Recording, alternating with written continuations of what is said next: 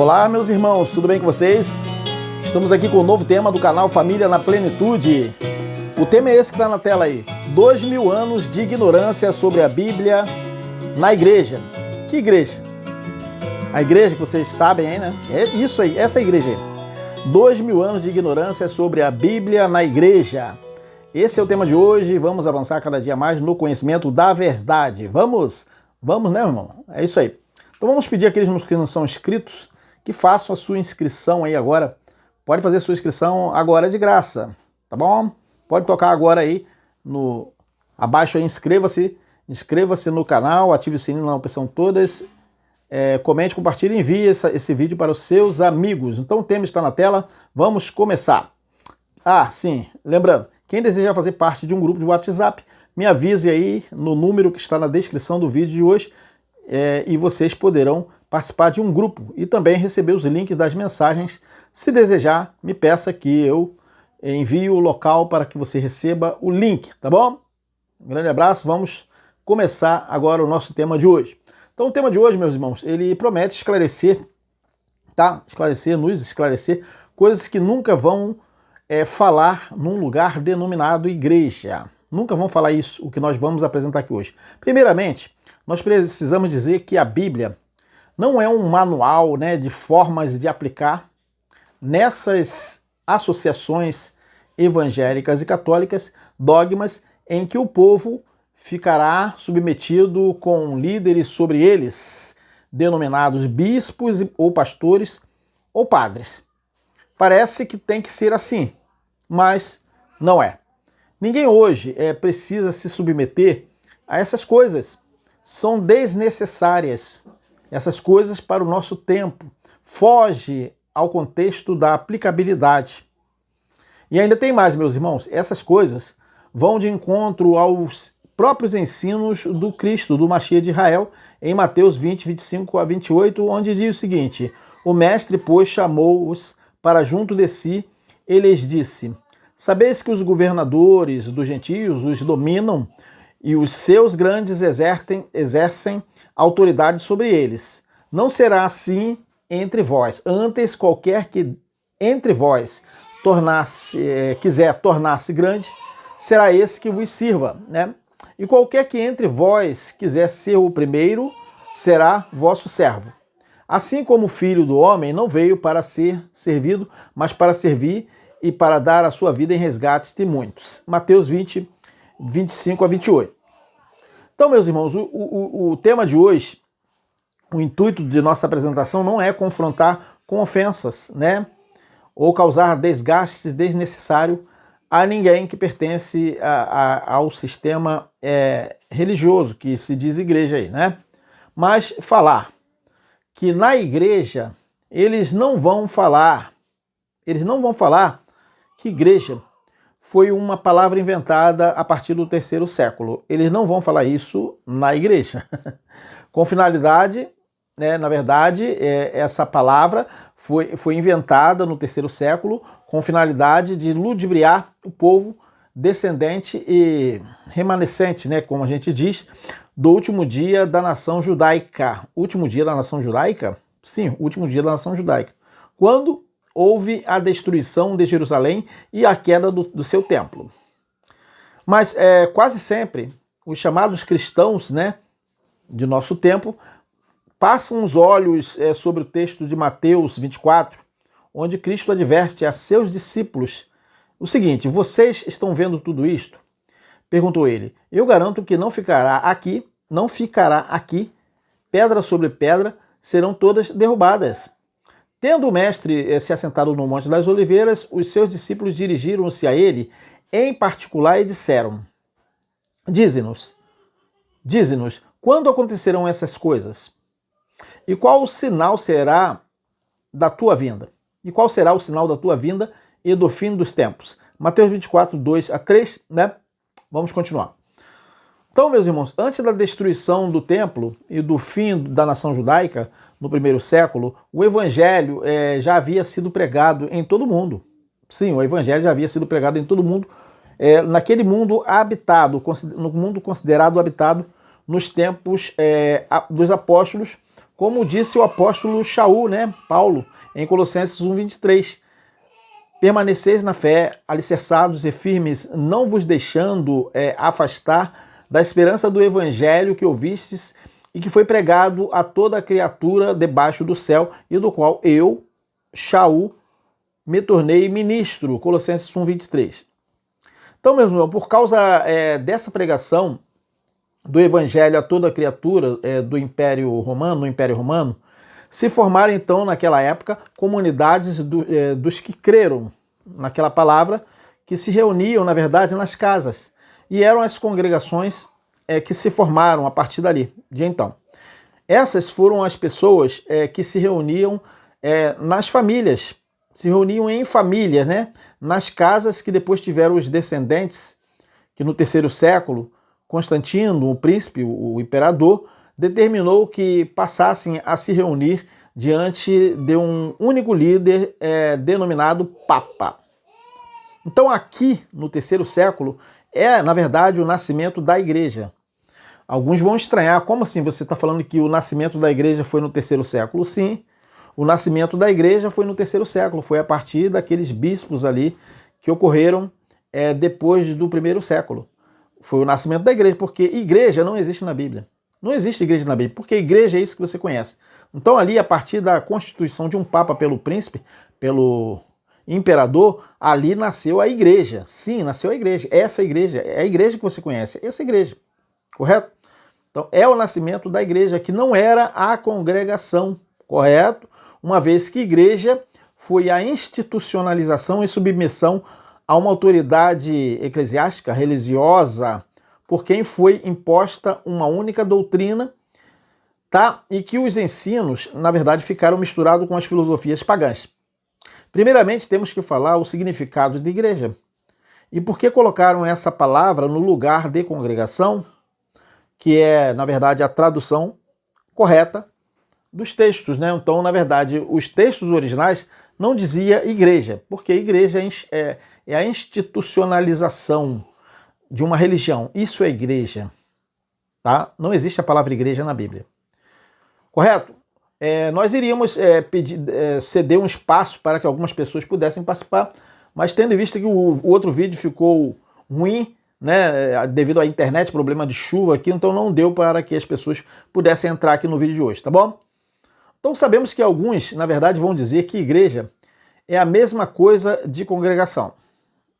As pessoas vão falar, não, Messias, igreja é a mesma coisa que congregação, é a mesma coisa que assembleia.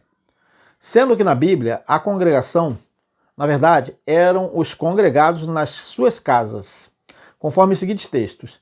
Primeiramente, o texto de Mateus 18:20, que diz que Cristo havia falado para os destinatários de sua palavra em seu tempo, que o seguinte: pois onde 2 ou 3 estiverem reunidos em meu nome, veja, isso aí não é a igreja, porque a igreja foi a institucionalização diante de um papa. Mas olha só o que o Mashiach falou naquele tempo. Onde 2 ou 3 estiverem reunidos em meu nome, eu estarei ali, no meio deles. Mateus 18:20. Reunidos diante do Papa ou em nome dele? Em nome dele. Então, isso que é chamado de igreja, não é isso aqui que a Bíblia trata, correto? Mas ele ainda disse em Mateus 10:11-13, e em qualquer cidade ou povoado, né, em que entrardes, indagai quem deles é digno, e aí ficai até vos retirardes. Ao entrardes na casa, ao entrardes onde? Diante do Papa, na catedral, não. Ao entrardes na casa, saudai-a. Se com efeito a casa for digna, venha sobre ela a vossa paz. Porém, se porém não o for, né, torne para vós outros a vossa paz. Mateus 10:11-13. Então vocês estão vendo aí que o evangelho ele foi pregado pelos discípulos do Mashiach de Israel e nas casas, e as pessoas permaneciam em suas casas, correto? Isso aí permaneceu assim também no tempo dos apóstolos, quando o evangelho estava sendo pregado lá pelos apóstolos. Mateus 10:11-13, nós estamos vendo aí que não tem nada a ver com igreja. Então, igreja, na verdade, é chamados fora, né? Na verdade, para se reunir na praça com o Papa, com o príncipe, um comício político? Essa é a verdade, isso é igreja. Igreja é um comício político, onde as pessoas estão ali politicamente reunidas em torno de um bispo. Isso é igreja. Então, como estávamos falando, essas pessoas que iam crendo formaram as congregações que se reuniam na simplicidade de suas casas. Essas foram as pessoas que se reuniam em famílias e depois tiveram os descendentes que no 3º século, Constantino, o imperador, determinou que passassem a se reunir diante de um único líder religioso denominado Papa. E assim permanece até hoje, né? Quantos papas tem aí diante dessas ditas igrejas? Então aqui, na verdade, no 3º século, é o nascimento da igreja, é o que você conhece como igreja, que não era a congregação, uma vez que igreja foi a institucionalização de uma única reunião oficial, né, pelo governo, em submissão a uma autoridade religiosa, por essa autoridade foi imposta uma única doutrina paganizada. Assim foi o nascimento do que hoje você chama de igreja. Você vai falar, não, igreja foi lá antes. Não, igreja, o que você conhece, essa igreja que você conhece é isso aí. Nasceu no 3º século, correto? Então assim foi o nascimento do que hoje se diz igreja. Essa é a verdade. De fato, foi no 3º século. E vamos nas provas históricas. Concílio de Nicéia. No ano 325, Constantino convocou todos os bispos, na verdade, superintendentes, pessoas que lideravam a religião existente. Então, Constantino convocou todos os bispos da igreja em Nicéia, Bitínia, atual Iznik, na Turquia, cidade próxima de Constantinopla, para decidir sobre questões teológico-doutrinárias que estavam afetando a igreja cristã. Entre elas, o quê? A definição da natureza do Cristo, a data da Páscoa, percebe? O dia de descanso dos cristãos e outras leis canônicas. Então, olha aí, isso é a igreja que nasce, né? Então, de acordo com Blaine, 2012, 250 bispos, na verdade, superintendentes e líderes, compareceram vindos da parte oriental ou das regiões mais próximas, sendo que apenas 5 vinham do Ocidente. Entre estes estavam 2 diáconos enviados pelo Papa de Roma, incumbidos de apresentar a visão do mesmo sobre o assunto, bem como bispos de Cartago e Milão, cidades cristãs, das mais importantes na parte ocidental do Império. Então comenta o autor que esse grupo não poderia ser considerado representante da igreja como um todo, todavia, juntamente com Constantino, formaram o Concílio de Nicéia. Foi o primeiro dito concílio ecumênico da história do cristianismo. Vocês estão vendo, né? O Concílio de Nicéia foi convocado por Constantino. O que isso tem a ver com a Bíblia? Nada. O Concílio de Nicéia foi convocado por Constantino a pedido dos próprios bispos. O que isso tem a ver com a Bíblia? Nada.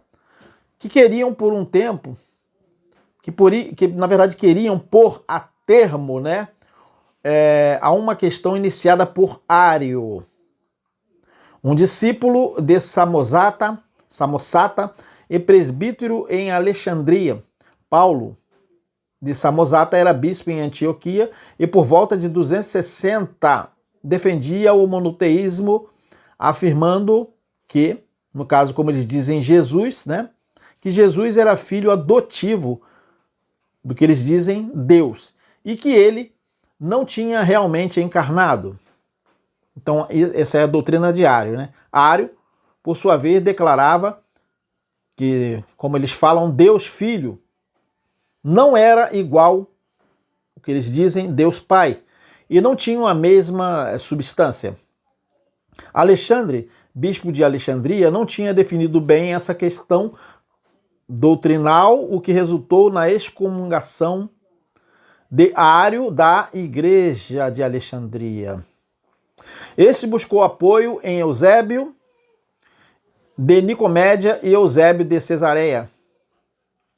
Retornando para Alexandria, Atanásio, diácono da cidade, né, decidiu enfrentar Ário.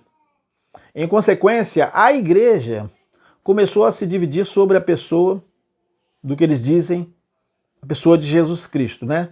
Fluke 2009. Então, meus irmãos, o problema é que hoje a teologia afirma que os pais da igreja foram alguns cristãos que escreveram e exerceram liderança na igreja entre o final do primeiro século, tem nada a ver com a Bíblia, e o final do sexto século, nada a ver com a Bíblia. Sendo dito que provavelmente aqueles líderes chegaram a ter contato com os últimos apóstolos da era apostólica. Tiveram, será? Então, esse período da história da igreja, que vocês conhecem, a história da igreja, não tem nada a ver com a Bíblia. Esse período da história da igreja ficou conhecido como cristianismo. Cristianismo patrístico. Agora, quem fala isso? Cristianismo patrístico. São as cartas apostólicas? Não. São os líderes e teólogos das denominações cristãs que falam isso. E por que o povo que se diz cristão acredita nessas coisas? Devido à ignorância, falta de conhecimento, assim se submetem a esse sistema. Pensam que igreja, essa religião que vemos hoje, é o que trataram os textos do Evangelho, tanto iniciado pelo Mashiach, pelo Cristo de Israel, como os ensinos dos apóstolos, onde a congregação foi edificada verdadeiramente. Quando na realidade, igreja, isso que vemos hoje, nada tem a ver com os ensinos do Mashiach de Israel, nem as cartas dos apóstolos, mas igreja é o que ficou estabelecido pelos chamados pais da igreja. Parecerá por muito tempo estranho falarmos assim, que igreja nada tem a ver com o corpo de Cristo. Não tem. Realmente parece muito estranho e vai demonstrar, nós estamos demonstrando, né, isso aí. Então vai demorar eles entenderem isso, pois essa doutrina está arraigada na mente desse povo que se diz igreja, por 2000 anos de enganos. E por isso é que o tema nosso diz 2000 anos de ignorância sobre a Bíblia na igreja. Mas que igreja? Que igreja? Essa igreja nasceu no terceiro século. Então até hoje, por quase 2000 anos, as pessoas se comportam como se a Bíblia tivesse sido escrita para elas, a Bíblia tivesse sido escrita, né, para elas, e tentam, sem sucesso, reproduzir o corpo de Cristo desde que surgiram os ditos pais da igreja, até nossos dias. Os pais da igreja surgiram, como relatamos nos textos históricos, depois do primeiro século, ou seja, depois do fim da nação judaica. Até ali era a congregação e aquelas pessoas se reuniam na simplicidade de suas famílias. Depois surgiram superintendentes, ditos como bispo, dentre eles mesmos, e dominaram as comunidades. E no futuro, lá no terceiro século, estavam aqueles superintendentes, ditos como bispos, forçando com o imperador Constantino a que fosse realizado um concílio que se diz na chamada história da igreja como o primeiro concílio ecumênico. Mas nós sabemos que essa fala será refutada por muitos, pois eles mesmos vão usar os textos da Bíblia.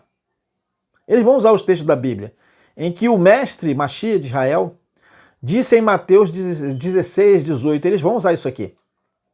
Pois também eu te digo que tu és Kefas, que tu és Pedro, que está escrito aqui, e sobre esta pedra edificarei a minha igreja, e as portas do inferno não prevalecerão contra ela. Mateus 16, 18. Alguns poderiam falar, Messias, como é que você está falando que a igreja nasceu no terceiro século? Se o Cristo falou a minha igreja aqui nesse texto de Mateus 16, 18. É fácil, né? Porque isso aqui é muito fácil entender isso aqui. Por quê? Se eu colocar aqui escrito no lugar de igreja, Se eu colocar assim, pois também eu te digo que tu és Pedro, e sobre essa pedra edificarei a minha denominação evangélica. Edificarei a minha denominação católica. Vai ficar escrito, não vai? Vai ficar escrito. Então, aqui, ó. E sobre essa pedra edificarei a minha igreja. Mas quem que inventou essa palavra igreja? Porque igreja foi a institucionalização daquelas comunidades que se chamaram igreja, correto? Então, igreja, na verdade, vem de eclésia, chamados fora. Chamados fora nada tem a ver com a Bíblia, porque as pessoas se reuniam em suas casas. Chamados fora foram chamados para se reunirem permanentemente diante de uma autoridade dita eclesiástica, uma autoridade religiosa instituída por Constantino. Isso que se chamou igreja. Então eles aproveitaram os textos da Bíblia e colocaram que Cristo falou que edificaria a sua igreja. E o chefe da igreja é o Papa. Correto? Então vocês estão percebendo aí a verdade que muitos estão no engano. Então é isso, meus irmãos, é que acontece.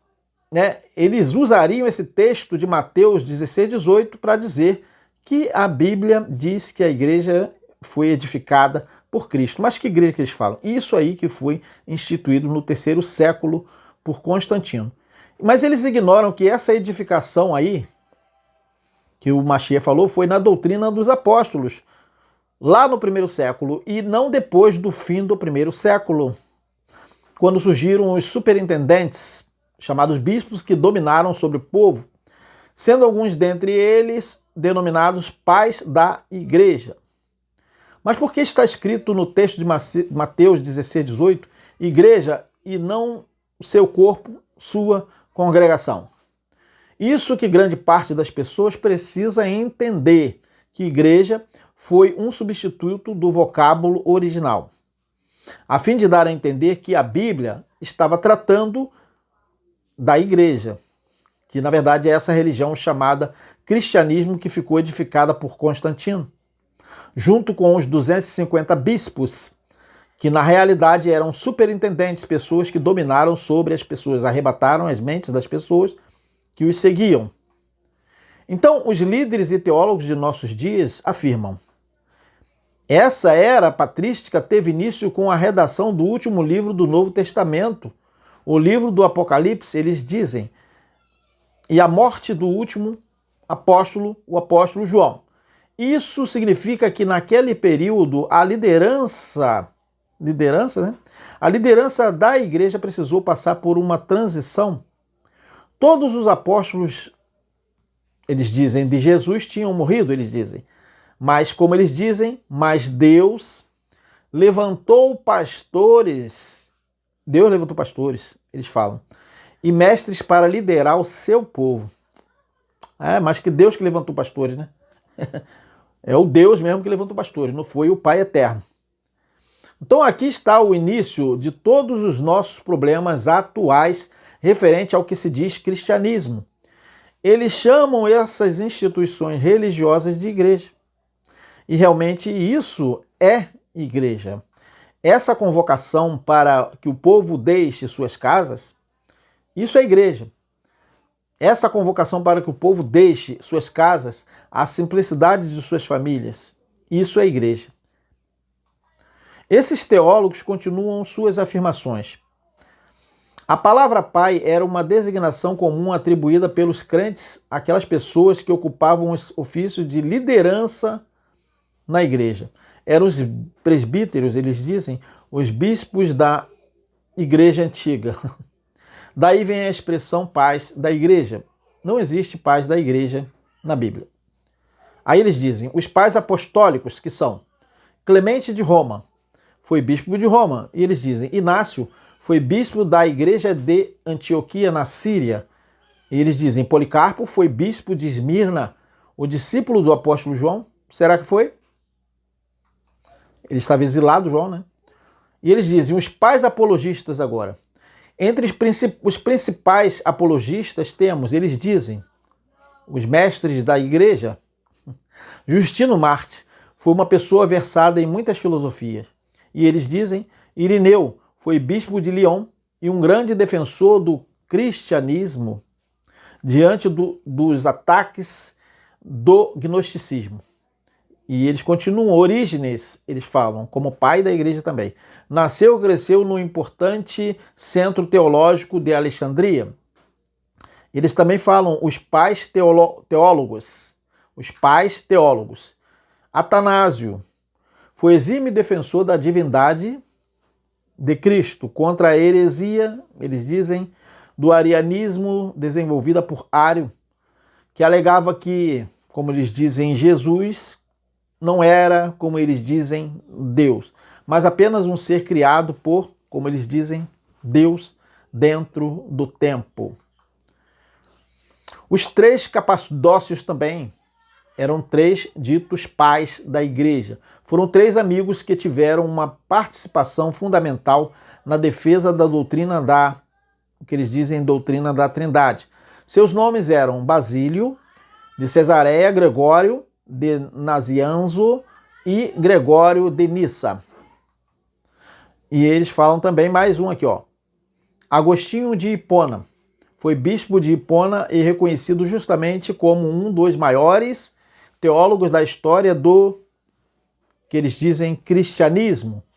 História disso aí, né, que vocês conhecem.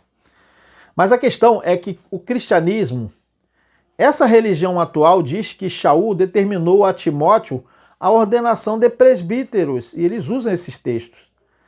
Dizem que Paulo ordenou a Timóteo a ordenação de presbíteros e diáconos, como se tal texto estivesse sendo escrito para pessoas que restaram depois do primeiro século e que tal orientação fosse ostensiva também até nossos dias, nessas instituições atuais que são chamadas de igreja.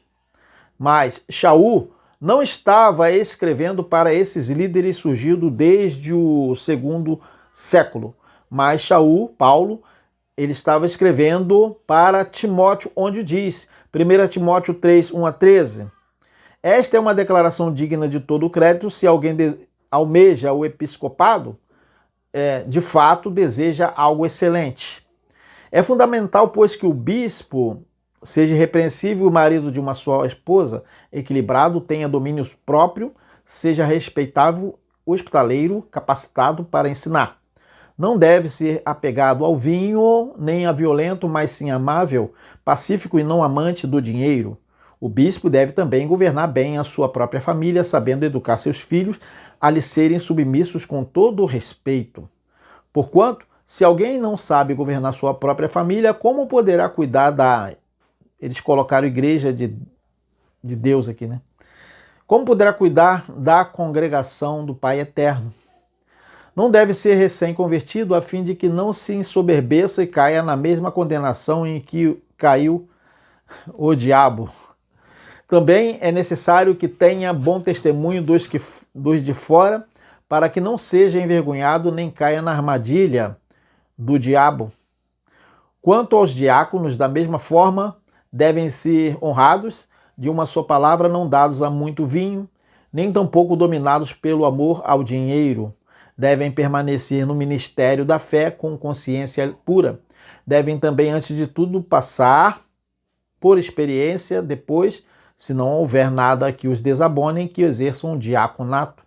As mulheres, da mesma maneira, devem ser respeitáveis, não caluniadoras, moderadas e fiéis em tudo.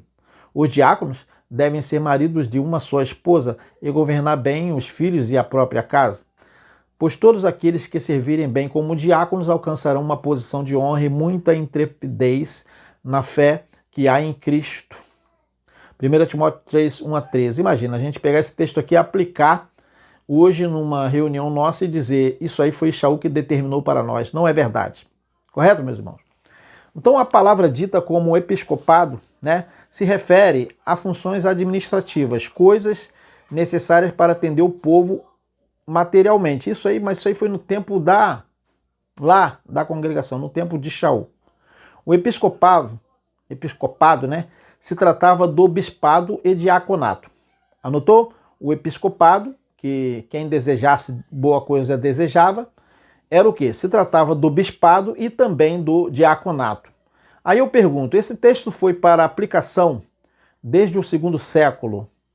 e até nosso tempo? Foi? Não foi.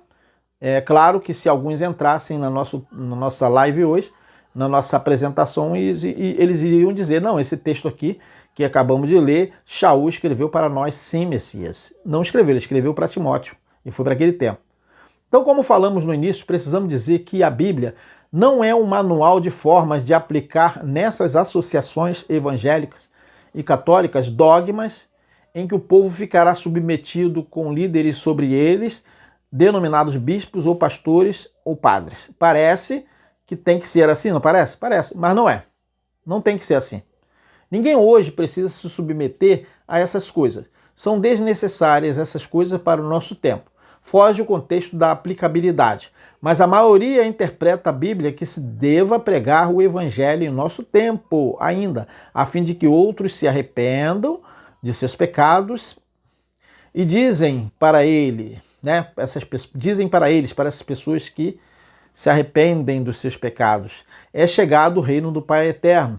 Eles consideram, para isso, a ordem do mestre Machia, que disse para os seus discípulos, ide por todo o mundo pregai o evangelho a toda criatura. Quem crer e for batizado será salvo, mas quem não crer será condenado. E estes sinais seguirão os que crerem. Em meu nome expulsarão os demônios, falarão novas línguas, pegarão nas serpentes e se beberem alguma coisa mortífera, não lhes fará dano algum, e porão as mãos sobre os enfermos e os curarão. Marcos 16, 15 a 18. Imaginem nós aplicarmos esse texto como se fosse para nós.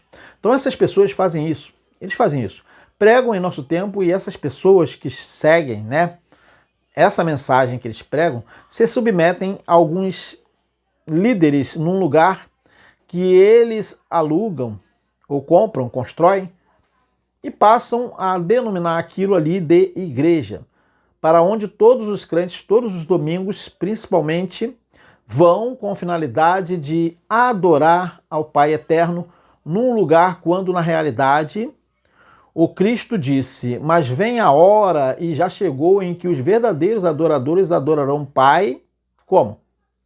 Num lugar construído para adoração? Não.